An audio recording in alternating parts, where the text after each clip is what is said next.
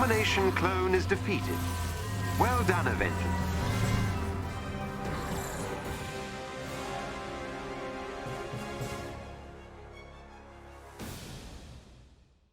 Hey there humans, Bob here, welcome to another Marvel Avengers video. Today I'm going to be sharing with you the early version of my Jane Foster The Mighty Thor Prime build. To dispel any confusion on this video, this build is the best I was able to smash together in the first few days of playing with Jane Foster. Even though I'm pretty confident this Prime build is as solid as my other ones are, we've only had access to Jane for a short while, so don't take this as the definitive build. Keep that in mind and don't forget to like and subscribe as we roll that intro. So, before we get into it, let's go over the sections that we're going to cover in this video. Number 1, stats, just how I've built my hero and why I focused on these stats. 2, skills, what skills I've selected and why. 3, champion points, what my focus is around endgame leveling. Number 4, gear, which perks I'm focusing on and why, and also where to farm this gear. And number 5, showcase, how this build works in combat. Right, let's start with which stats I focus on. Weirdly, for the first time I found myself building a character as a hybrid. Jane is the first hero that I feel naturally fits into this hybrid style without having to have her perfectly optimized for it. Many of her attacks work well at range, and because of her ability to push enemies back and stagger them, she can also work up close too. Mainly thanks to her melee attacks also having more range when compared to the Odin Son. So, my choice stats for this build are firstly Valor. Valor governs not only heroic effectiveness, which helps my damage output when using heroics, but it also dictates the amount of critical damage that you can output. Which is key to most builds, but this one in particular will really benefit as pretty much the whole build focuses on an infinite heroic cycle. Secondly, as mentioned before, I run a hybrid Jane, so I actually balance out precision and might. This is actually the first time now where I don't have to panic about whether I get a might or a precision roll. It's more about the perks, which thankfully takes a little bit of the sting out of the RNG. Finally, I tend to make sure that I have at least some resilience and resolve. In this build, I've leaned more on resilience, as that is the defense stat that rolls on discordant gear, which is usually like 50% of the gear that I use in my builds. Luckily now though, you can get this gear from the Corrupted Vibranium event versus before when you could only get it from the Discordant Sound Raid. In case you didn't know, resilience is the stat that governs armor percentage, which basically translates to how much less damage you take. Considering I'm not running all raid gear on this build, I'm pretty happy with the 30% I've managed to rack up here, as it'll pretty much negate a third of any incoming damage. Let's move on to skills now. Obviously I have all of Jane's base skills unlocked, but let's go into the specifics, starting with the specialty tree. Under support heroic ability, I have Hell's Discretion. This allows me to revive my teammates when activating my support heroic.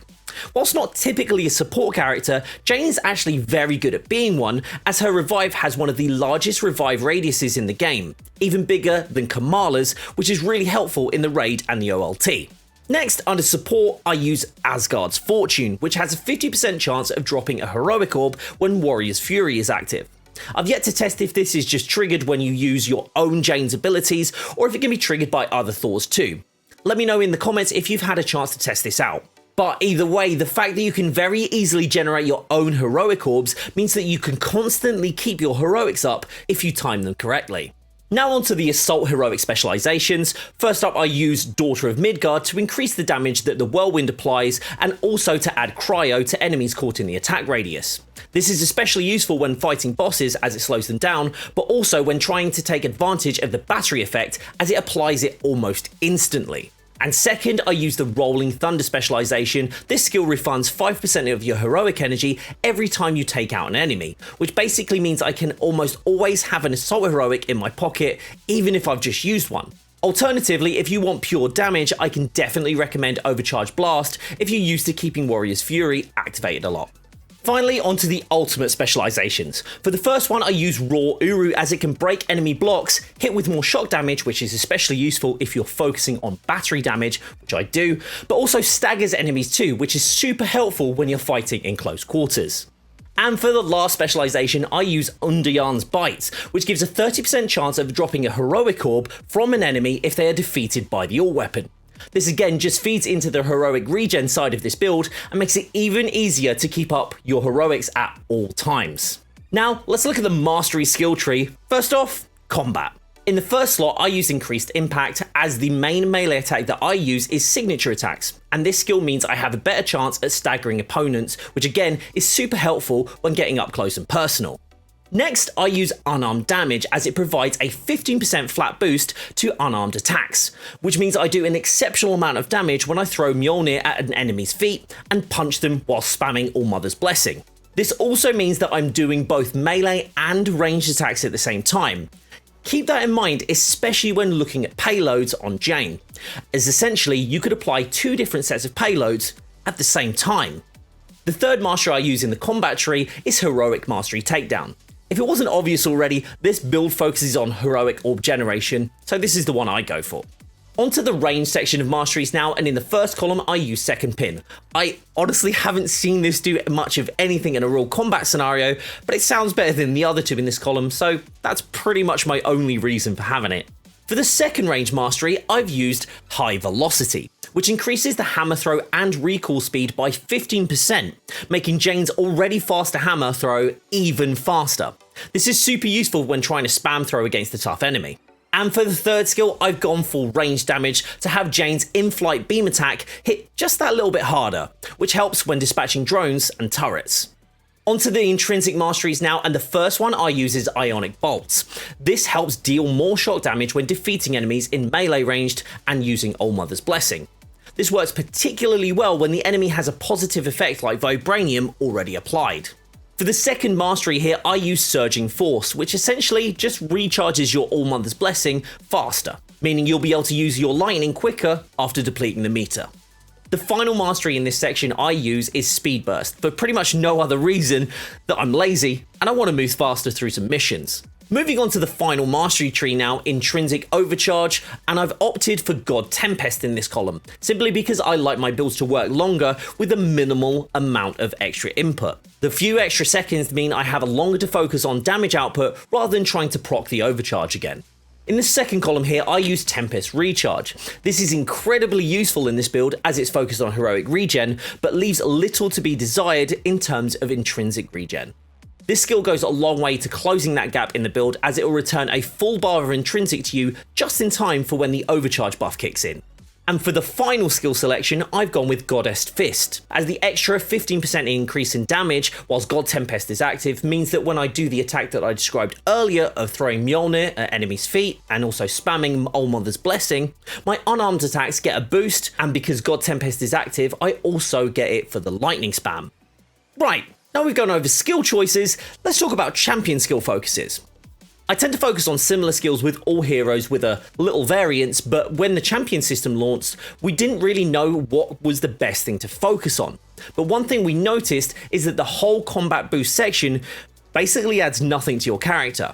So with that in mind, here's my priority order for champion points.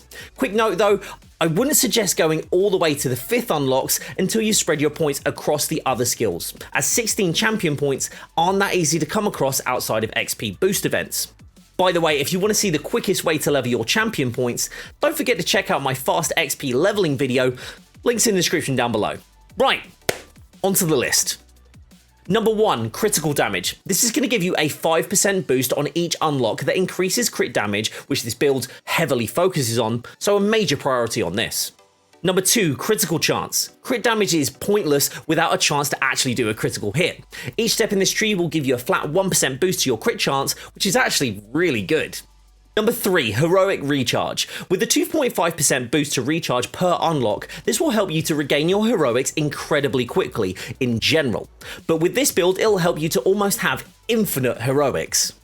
Number 4, perk chance. Basically, the more you unlock this tree, the more chance you have of proccing stuff like damage buff, payloads, and more, which pretty much helps with every single build. Number 5, stun and status damage. You'll gain an additional 2% on both of these damage types, which will help when dealing battery damage, but also stun, which really helps during certain raid phases. And number 6, fortification boost. As I focus on resilience a lot with this build to lower any incoming damage, this is my main defensive focus, as all unlocks will provide a flat 5% additional armor. After these, feel free to put your points wherever you like, but make sure that you leave the combat ones until last, as they have the least utility across the board. Now, let's take a look at gear. One thing to bear in mind is that some of the gear featured here is discordant gear, and the only places that you can grab that gear is in the raid or the corrupted vibranium event. That said, you will be able to use the basis of this build to achieve some of the same effects, even if you haven't done the raid or had access to the event. So, start with melee, which is honestly probably my most RNG sensitive piece of gear, and one of the best pieces of gear I have for Jane.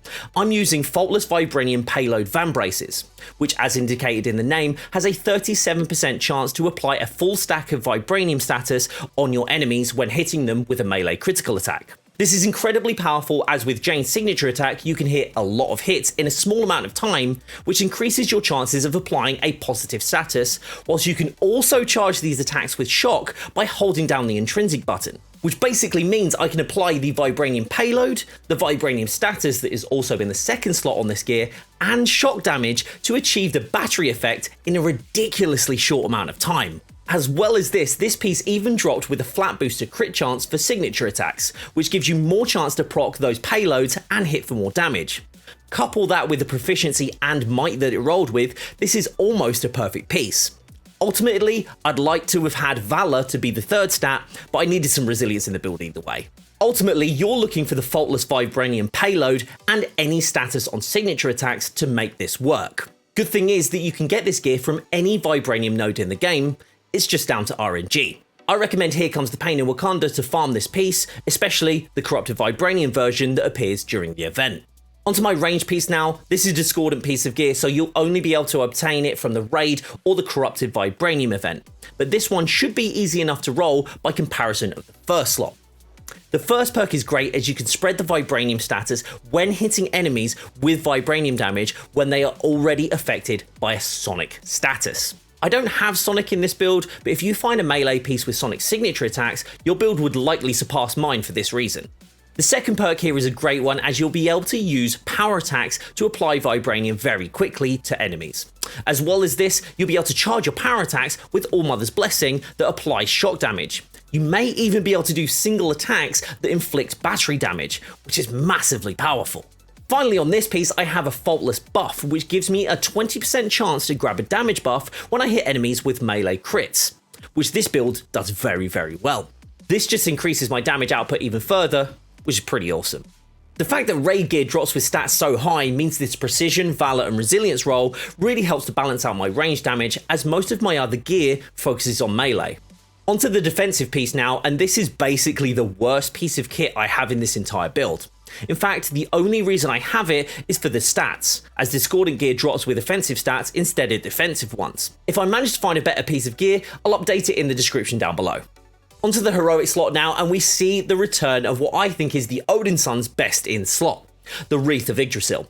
This drops from threat sectors, but also commonly shows up in the Helicarrier and the Wakanda vendors. This piece can have 3 stats and can roll a mix of precision, might, valor, and resolve, which makes it a very well-rounded piece of kit for a DPS build. But the key for this piece is Odin Force Assistance. This heroic charge rate piece reads as a 3.2% increase when All Mother's Blessing is active, but actually feels considerably higher, much like the perk on the same piece of gear for Thor or the heroic slot in my Iron Man Prime build. Check out the links in the description below for those, by the way. But yes, this perk is extremely powerful and always drops on this piece, so make sure it's a priority for any Thor build, and you'll be pretty much set to have rapidly recharging heroics with little effort. All you need to do is hold down your intrinsic when picking up orbs, and you'll be able to replenish heroic energy in a snap. The other 2 perks here help out nicely for this build. Stun damage with hammer attacks make it safer for you when closer to enemies, and Warrior's Grace gives a nice little bump to the duration of the Warrior's Fury perk that procs when you're using your support heroic. Now onto artifacts. First off, I've managed to snag a Nornstone of the Fearless. Usually I wouldn't be bothered with it, as Perk Breaker honestly isn't a perk I'm ever interested in, but considering it rolled with Might, Valor, and Resilience, and another faultless vibranium payload, this is a cracking addition to the build. If you're looking for these, then you'll be able to grab them from the regular raid, elite raid, or by completing corrupted vibranium threat sectors when the event is on. Lastly, I always make sure to have an ISO 8 of Cosmic Affinity. It's great for healing and heroic regen. It's also a staple for most builds in my opinion. I won't go into too much detail on what I think that here, but make sure to check out my other video on why I think it's actually the best perk in the entire game. I managed to secure a pretty decent roll here, although I wouldn't mind that intensity being a might or a precision roll. I'm still pretty chuffed with it overall. If you're looking for these, I recommend searching DNA chests in vault missions or completing the OLT. Finally, now onto the major artifact, and whilst most people will suggest going for the Tactagon or the Nornstone of Lethal Will, I've gone for the Ring of Nibelung, which increases the amount of heroic energy gained from heroic orbs. Now all those heroic orb perks are starting to make sense, aren't they? Basically, what this does is closes the gap to give you almost infinite heroics. You can use your support heroic to make enemies drop orbs when they're defeated, then collect the orbs instantly to regen your heroics. Mix your assault and ultimate in there and you'll have a mighty force to be reckoned with. And there you go, that's it for gear. So, to summarize, in this build we have multiple payloads, infinite heroic cycle, built-in battery attack, vibranium status leak, hybrid attacks, damage buff on tap, and even self-healing. Also, if you're looking for the best way to build your Thor Odin Son or level up super fast, check out these videos on the channel. Don't forget to like and subscribe, and as always, stay safe, stay awesome, and I'll see you all soon. Bye bye.